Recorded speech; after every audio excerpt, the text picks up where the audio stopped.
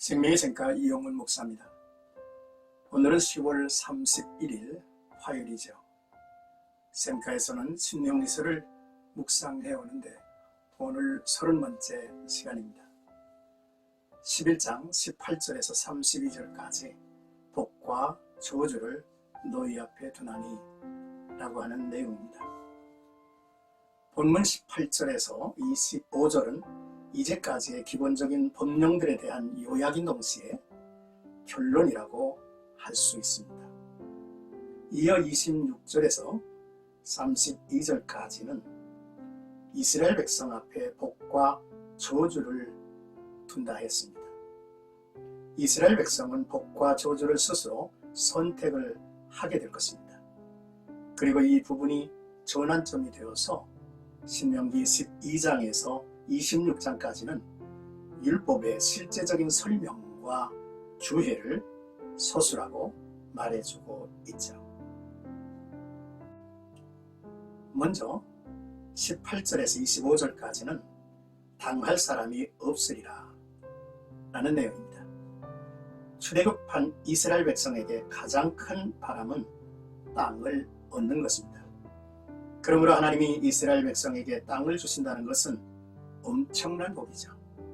그 땅에서 후손들이 뿌리를 내리고 주인으로 살아갈 것입니다. 그 땅이 그토록 비옥한 땅이라면 주변 나라들이 가만히 내버려 두지 않을 것이죠. 언제나 전쟁의 위험이 있을 것입니다. 그러나 이스라엘 백성은 전쟁을 염려하지 않아도 되죠. 18절에서 20절의 내용대로 살 수 있으면 됩니다. 하나님의 말씀을 마음과 뜻에 두고 그것을 너희의 손목에 매며 기호로 삼고 너희 미간에 붙여 표를 삼으라 했죠. 매고 삼으라는 말은 든든한 관계, 중단 없고 끊어지지 않는 관계를 맺어야 한다는 의미가 담겨져 있습니다. 또한 자녀들에게 항상 멈추지 말고 가르치라 했죠. 심지어 집 문설주와 바깥 문에 기록해서 나가며 들어오며 말씀을 의식을 갖도록 했습니다. 하나님의 명령을 잘 지키며 하나님을 사랑해야 합니다. 하나님을 의지해야 합니다. 이 의지라는 말은 아이같이 부모에게 달라붙어 매달리고 살아야 한다는 의미가 담겨 있죠. 그렇게 하면 땅을 차지하고 오랜 역사를 이어갈 것이고 이방 민족의 침략을 물리쳐 주실 것이라 했습니다. 이스라엘 민족을 두려워하여 당할 사람이 없도록 하나님이 도와주신다는 말씀이죠. 26절에서 32절까지는 복과 저주를 너희 앞에 두나니 라는 내용입니다. 모세는 이스라엘 백성 앞에 복과 저주가 놓여 있음을 말씀하죠.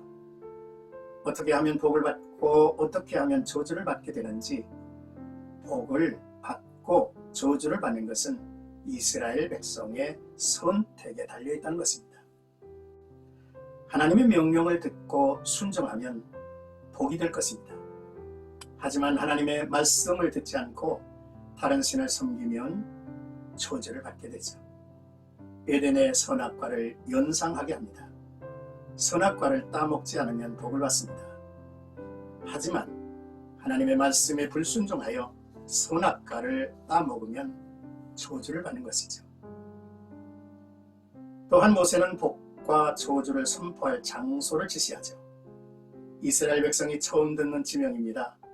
에발산과 그리심산입니다. 요단강 서쪽 팔레스타인 땅 한가운데 있는 산입니다. 이 두 산 사이에 세겜 성읍이 있습니다. 이스라엘 백성이 차지하게 될 땅에 있는 산의 이름을 미리 알려줘 하나님의 약속이 분명하게 이루어질 것을 믿게 하시죠. 그리심산에는 수목이 풍성합니다. 에발산은 바위와 흙으로 이루어져 있죠. 이스라엘 백성은 이 두 산을 비교해 보면서 하나님의 약속의 말씀을 기억해야 합니다. 하나님은 생사화복을 주관하시는 분입니다.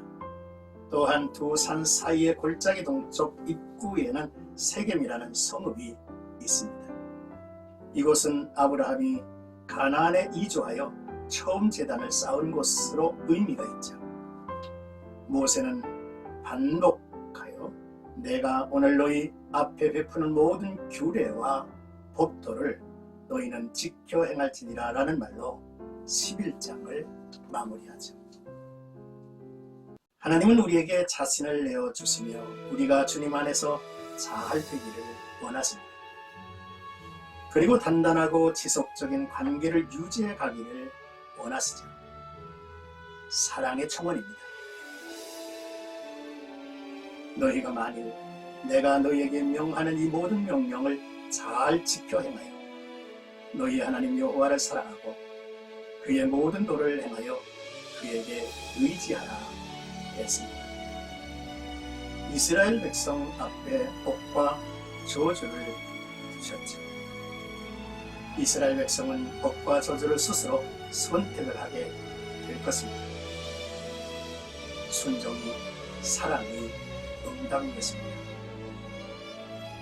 오늘도 나와 여러분들의 삶 속에 하나님께서 우리에게 잘 되도록 명하신 말씀을 순종하고자 또 우리 앞에 놓여있는 이 복된 선택권을 우리가 지니고 있다고 하는 사실을 기억해서 온전한 믿음의 선길에서 치우치지 않기를 주의 이름으로